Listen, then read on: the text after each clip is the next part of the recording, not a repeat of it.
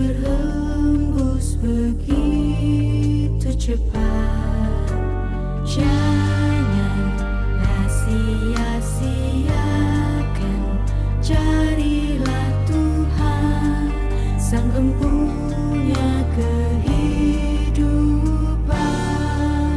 Segala akan ditinggalkan,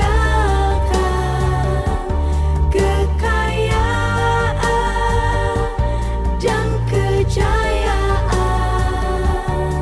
semua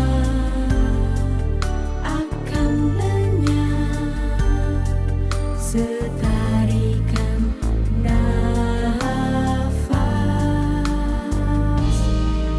Hargai kesempatan dengan segala kebajikan. Cintai kehidupan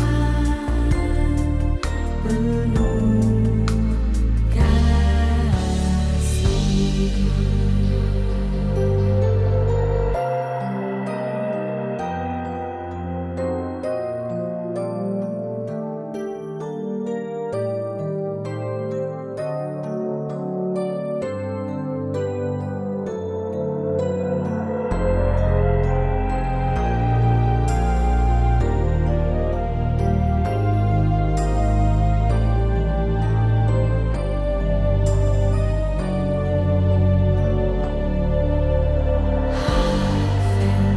Havelimrak Havel Amar Kohelet Havel Havelim Hakol Havel Mahitron La Adam Behot Amalo Sheya Amol Tahat Hashemesh Lachosman Ve'et Lecho Hevetz Tahat Hashamayim Et Laledet Ve'et Lamut Et Livkot Ve'et Lizhor Ve'yashov He'afar al haaretz Keshehaya Ve'haruach Tashuv et ha-Elohim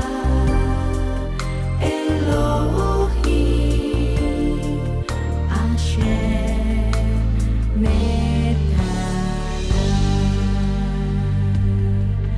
Havel Havelim Brak Havel.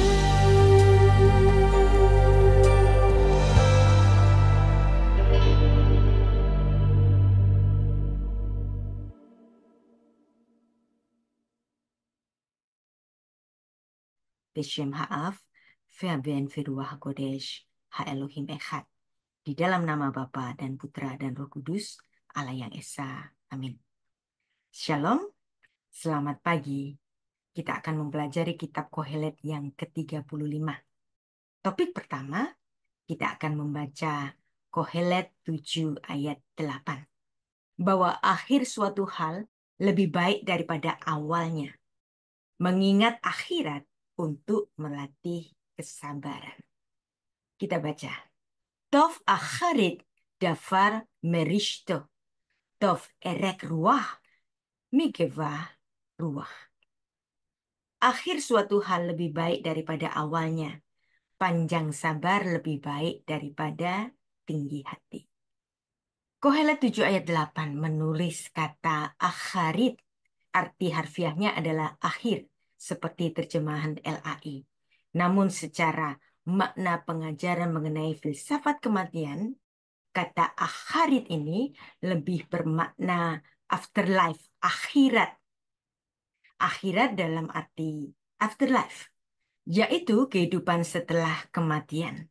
Nah, lagi-lagi, seorang penerjemah Alkitab diharapkan untuk memahami filsafat Ibrani dan menggunakan perasaannya untuk dapat meresapi kata-kata hikmat yang penuh filosofi di dalam tulisan-tulisan Salomo.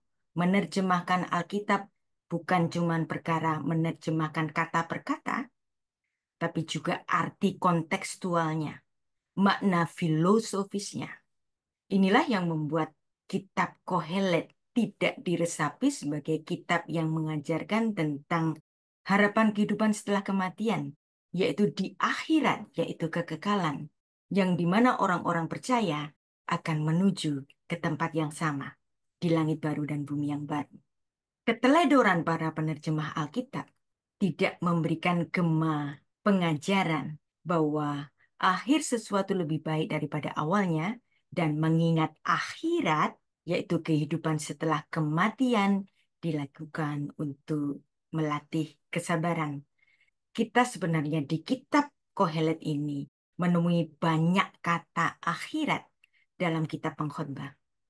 Sayangnya makna ini hilang akibat penerjemahan yang tidak memiliki hati dan tidak memiliki pemahaman filosofis oleh para penerjemahnya. Dan inilah yang sebenarnya membuat kitab Pengkhotbah tidak dipahami, bahkan disalahpahami oleh orang-orang Indonesia maupun para pembaca Alkitab berbahasa Inggris yang tidak menyadari bahwa kitab Pengkhotbah adalah buku filsafat kematian, dan Salomo mengajar di seluruh kitab Pengkhotbah ini mengenai pentingnya mengingat kematian dan mempersiapkannya. Kata Ibrani akhar, akharit, akharei, akharai, akharaf yang ditulis dalam kitab Pengkhotbah sebanyak 10 kali adalah idiom bagi alam setelah kematian, akhirat, afterlife, alam keabadian, di langit baru dan bumi yang baru, olam haba. Kohelet bicara mengenai akhirat, afterlife sebanyak 10 kali. Menyebar di seluruh kitab Kohelet yang ditulisnya dalam Pengkhotbah 2 ayat 12 dan 18, Pengkhotbah 3 ayat 22, Pengkhotbah 6 ayat 12, Pengkhotbah 7 ayat 8 dan 14, Pengkhotbah 9 ayat 3, Pengkhotbah 10 ayat 13 dan 14, dan Pengkhotbah 12 ayat 2. Strong Hebrew Number 319, Marcus Castro Dictionary yang ditulis pada tahun 1903 menjelaskan kata akharit artinya masa depan, future, masa penghabisan. Dan ini dapat dikorelasikan dengan Jerusalem Talmud Megillah 3 ayat 2. Kata akharit pada kamus Ibrani yang umum yaitu kamus BDB menjelaskan frasa be'akharit hayamim dalam Kejadian 49 ayat 1 merujuk kepada zaman kesudahan, zaman pengharapan mesianik. Dan pemakaian akharit yang lain merujuk pada hari akhir setelah kematian, akhirat, yaitu dalam Daniel 12 ayat 8, Pengkhotbah 7 ayat 8, Yesaya 41 ayat 22. Kembali pada Pengkhotbah 7 ayat 8. Frasa pertama ayat ini dapat dipandang dalam dua makna pelajaran. Yang pertama, suatu kesimpulan lebih baik dari pendahuluannya. Kesabaran lebih baik daripada kesombongan. Bagaimana dengan akhir suatu proses yang menjadikannya lebih baik dari awalnya? Melihat kembali suatu proses, apakah kesimpulannya positif ataukah negatif? Setiap bagian dari suatu proses dapat dikenali dari kesimpulannya. Pada awal pendahuluan suatu proses, ekspektasi dan harapan yang optimis dapat menyulitkan untuk memprediksi apa hasil sebenarnya yang akan dicapai. Dari hasil kesimpulan, kita dapat melihat ke belakang. Yang Anda miliki hanyalah kenyataan. Tidak ada yang lebih baik daripada kejelasan. Dan makna yang kedua, ayat ini dapat dibaca dalam alternatif terjemahannya, yaitu urusan akhirat, akharit, lebih baik daripada urusan awal hidup seseorang. Sebagai filsafat kematian, kitab Kohelet mengajarkan hal-hal yang perlu dipraktekkan oleh orang-orang yang sedang mempelajari makna hidupnya dalam durasi kehidupannya yang pendek. Hevel bagai setarikan nafas saja. Frasa kedua pengkhotbah 7 ayat 8, orang yang sabar butuh waktu lama untuk marah. Dia akan menimbang-nimbang akibat kemarahannya. Namun ia juga butuh waktu yang lama untuk menenangkan dirinya. Setelah akhirnya ia pun menjadi kesal. Untuk itu seseorang perlu selalu bersiap hati. Bahasa Ibraninya lasim lev, to pay attention. Apakah dia perlu mengungkapkan secara nyata kemarahannya atau menahan dirinya untuk menjadi marah? Orang yang berhikmah, chokham, yang diprovokasi oleh orang bodoh bisa tersandung dan dirinya sendiri membuat kesalahan yang sangat bodoh. Hati yang penuh kebijaksanaan yang dianugerahkan kepada orang bijak bisa hilang jika tidak terlindung dari provokasi seorang penghasut. Musa pernah mengalami nasib ini karena provokasi dari Datan dan Abiram.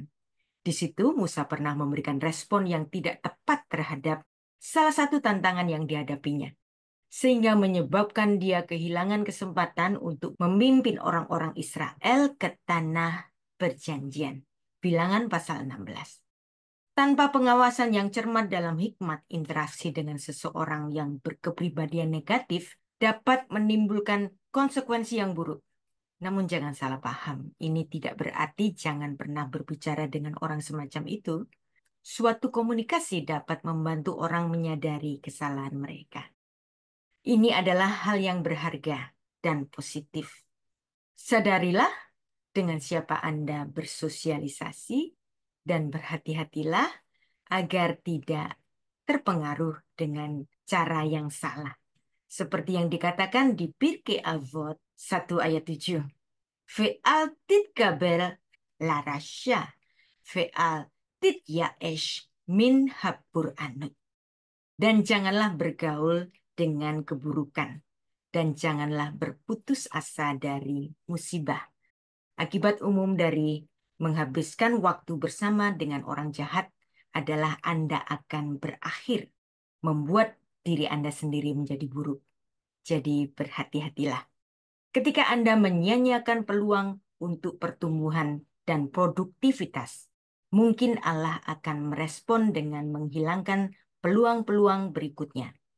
Tuhan Yesus berfirman dalam Lukas 12 ayat 48, tetapi barang siapa tidak tahu akan kehendak tuannya dan melakukan apa yang harus mendatangkan pukulan, maka ia akan menerima sedikit pukulan. Setiap orang yang padanya banyak diberi, daripadanya akan banyak dituntut.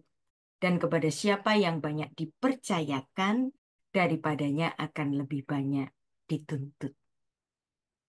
Selanjutnya kita akan mempelajari topik yang kedua, yang mengajarkan agar kita jangan terburu-buru mengungkapkan kemarahan. Kohelet 7 ayat 9-10. Al-tefahel beruhaha likos ki kaas behe kesilim yenuah. Jangan lekas-lekas marah dalam hati, karena amarah menetap dalam dada orang bodoh. Ayat 10.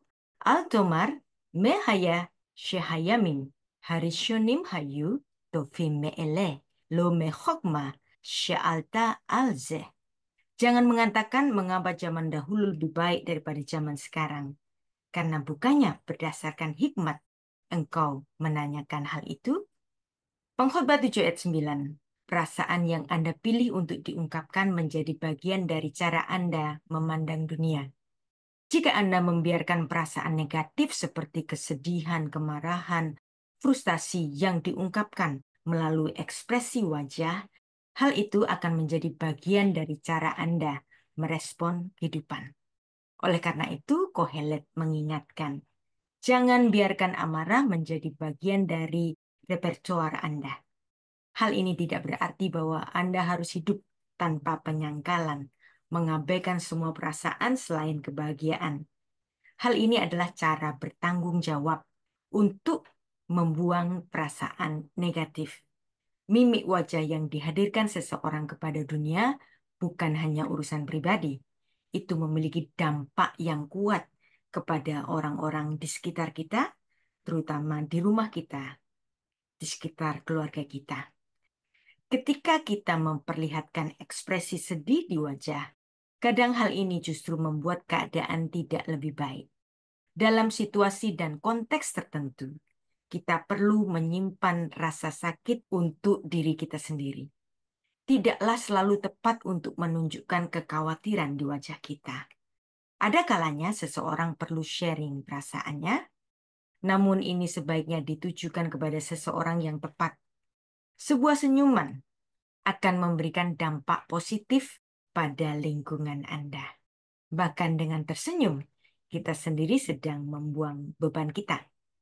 Meski secara harfiah kata senyum, bahasa Ibraninya chiyuk, tidak ada di dalam Alkitab, namun ada banyak ayat-ayat mendorong kita untuk memiliki suatu sikap yang membawa senyuman di wajah kita, yaitu sukacita, dengan berbagai aspeknya. Amsal 17 ayat 22 menuliskan perasaan gembira, yaitu sameak, ditampilkan dengan senyuman yang riang. Bahasa Ibraninya gil. Dapat kita baca juga dalam Mazmur 43 ayat 4. Yang kegembiraan itu ditampilkan dengan tawa dan senyuman tentu. Bahagia, bahasa Ibraninya asrei, dapat kita baca dalam Mazmur pasal 1 ayat 1-6. Kebahagiaan ini tentu saja ditampilkan dengan senyuman. Senyuman adalah cahaya di wajah. Dan perhatikan terjemahan JPS, Jewish Publication Society, untuk Amsal 16 ayat 15. Wajah raja yang bercahaya, yaitu senyum, memberi hidup dan kebaikannya seperti awan hujan di musim semi. Beor pene melech hayim, uretsono keaf malechos. Pengkhotbah 7 ayat 10. Ketika kita diperhadapkan pada keadaan yang kurang beruntung, jangan bandingkan nasib Anda dengan masa lalu. Seringkali komentar seperti itu dijadikan alasan untuk menyerah pada kenyataan yang sedang dihadapi saat ini. Dengan kata lain, mengeluh karena rumput tetangga lebih hijau seringkali dijadikan alasan untuk tidak lebih sering menyiram tanaman kita sendiri. Ini bukanlah pendekatan seorang bijak. Kita menghadapi situasi yang memerlukan tenaga untuk berjuang. Hendaknya itu dilakukan dengan rela, karena sebuah keluhan kadang hanya menambahi beban perasaan saja, namun tidak menyelesaikan masalahnya. Kecemasan yang diakibatkan oleh kepedulian yang berlebihan akan masalah yang sedang dihadapi, yaitu masalah nyata yang ada di depan kita, ataupun yang dibayangkan mungkin akan terjadi, suatu prediksi akan masalah membuat kita mengeluh.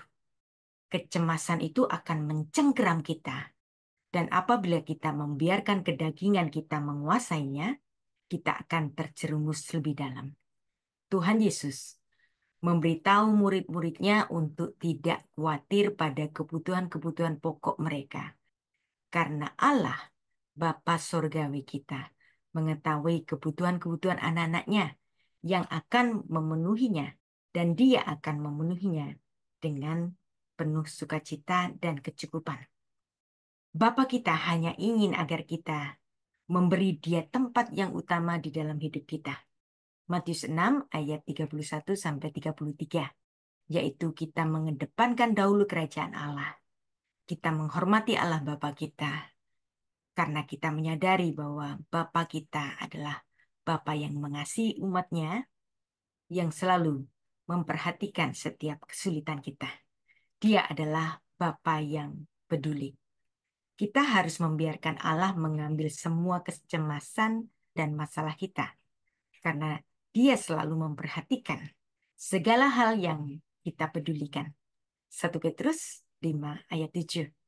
Demikianlah kita bersama telah membekali mula hari kita pagi ini dengan belajar kitab hikmat yang mengajarkan agar kita jangan terburu-buru mengungkapkan kemarahan, Kohelet 7 ayat 9-10. Dan tadi juga kita belajar tentang suatu hikmat dalam Kohelet 7 ayat 8 yang mengajarkan kepada kita semua akhir suatu hal lebih baik daripada awalnya. Mengingat akhirat untuk melatih kesabaran. Di antara kita semua akan menghadapi problema-problema hidup. Dan mari kita menghadapinya dengan rela, dengan selalu berharap pada tuntunan Roh Kudus yang selalu menyertai kita hari demi hari. Beshem Ha'af, Ve'aben, Ve'ruach HaKodesh, Ha'elohim Echad. Di dalam nama Bapa dan Putra dan Roh Kudus, Allah yang Esa. Amin.